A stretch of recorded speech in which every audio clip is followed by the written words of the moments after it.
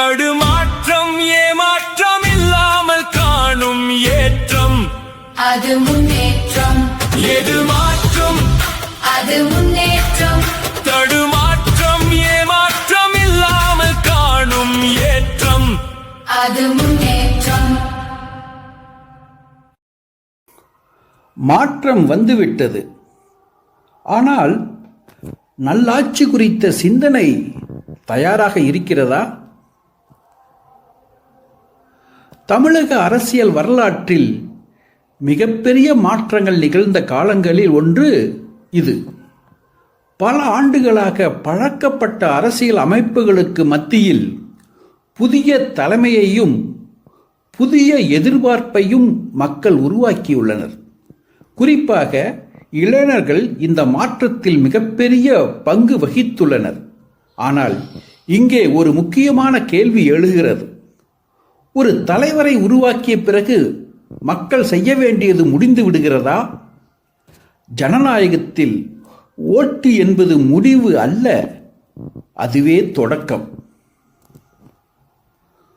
ஒரு தலைவரை தேர்ந்தெடுப்பது மக்களின் உரிமை என்றால் அவர் நல்லபடியாக ஆட்சி செய்வதற்கான விழிப்புணர்வு, ஆலோசனை, ஆதரவு, விமர்சனம் ஆகியவற்றை தொடர்ந்து வழங்குவதும் மக்களின் பொறுப்பு.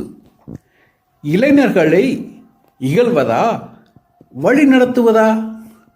இன்று பலர் இளைஞர்களை பற்றி பேசும்போது சினிமா கவர்ச்சியில் மயங்கியவர்கள், அனுபவம் இல்லாதவர்கள், விசிலடிக்கும் ரசிகர்கள் என்று இகழ்ச்சியுடன் பேசுகிறார்கள். ஆனால் வரலாறு வேறு ஒன்றை சொல்கிறது.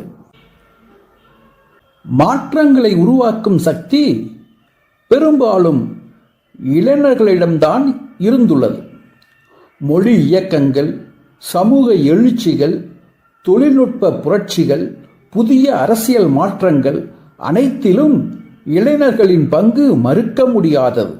ஆகவே இளைஞர்களை இகழ்வதற்கு பதிலாக அவர்களை சிந்திக்க வைப்பதே முக்கியம்.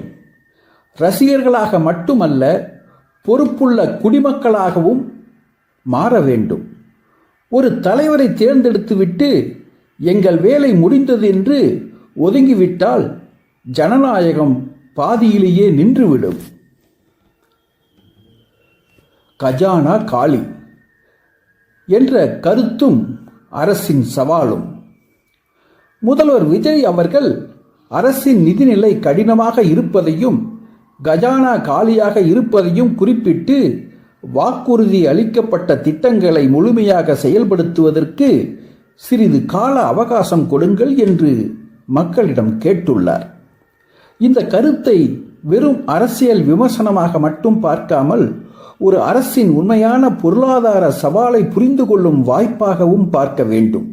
ஏனெனில் எந்த அரசாக இருந்தாலும் வருவாய் குறைந்தால், கடன் அதிகமானால், செலவுகள் கட்டுப்பாட்டை மீறினால் அனைத்து திட்டங்களையும் உடனடியாக செயல்படுத்துவது சிரமமாகிவிடும். அதனால் மக்களுக்கு என்ன கொடுக்கலாம் என்பதை விட நிலையான வருவாய் எப்படி உருவாக்கலாம் என்பதே முக்கியமான கேள்வியாகிறது. நல்லாட்சி என்றால் என்ன? ஒரு நல்ல அரசு என்பது வெறும் இலவச திட்டங்களை அறிவிப்பது மட்டுமல்ல.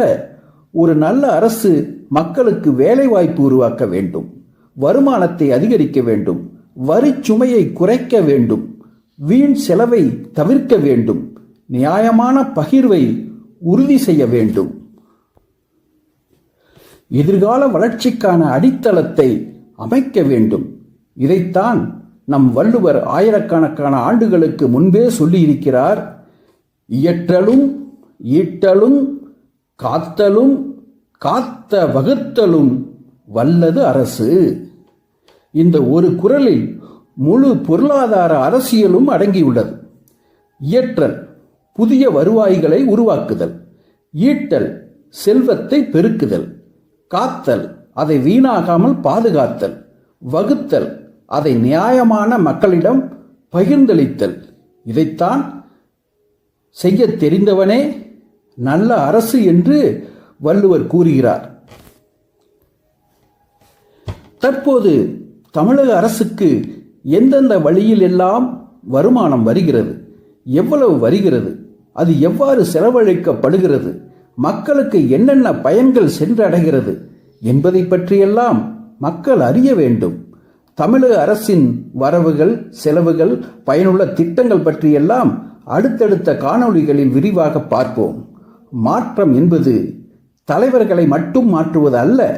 இன்று தமிழகத்தில் ஒரு புதிய அரசியல் மாற்றம் நிகழ்ந்திருக்கலாம். ஆனால் உண்மையான மாற்றம் வர வேண்டுமெனில் மக்கள் சிந்திக்க வேண்டும், இளைஞர்கள் விழிப்புடன் இருக்க வேண்டும், கொள்கைகள் பற்றி விவாதிக்க வேண்டும், நல் ஆட்சிக்கான புதிய சிந்தனைகள் உருவாக வேண்டும். மாற்றம் என்பது வெறும் ஆட்சி மாற்றம் அல்ல, அது சிந்தனை மாற்றமாகவும் இருக்க வேண்டும். இறுதியாக, இளைஞர்கள் வெறும் ரசிகர்களாக இருந்தால் மாற்றம் தற்காலிகமாக இருக்கும். ஆனால் அவர்கள் சிந்திக்கும் குடிமக்களாக, பொறுப்புள்ள சமூக சக்தியாக, நல் ஆட்சியை கோரும் தலைமுறையாக மாறினால் தமிழகத்தின் அடுத்த அரசியல் மாற்றம் இன்னும் உயர்ந்ததாக இருக்கும். ஏனெனில் நல்ல தலைவர்களை மட்டும் மக்கள் உருவாக்குவதில்லை, நல்ல அரசுகளையும் மக்கள்தான் உருவாக்குகிறார்கள். நன்றி, வணக்கம். அடுத்தடுத்த காணொளிகளில் சந்திப்போம்.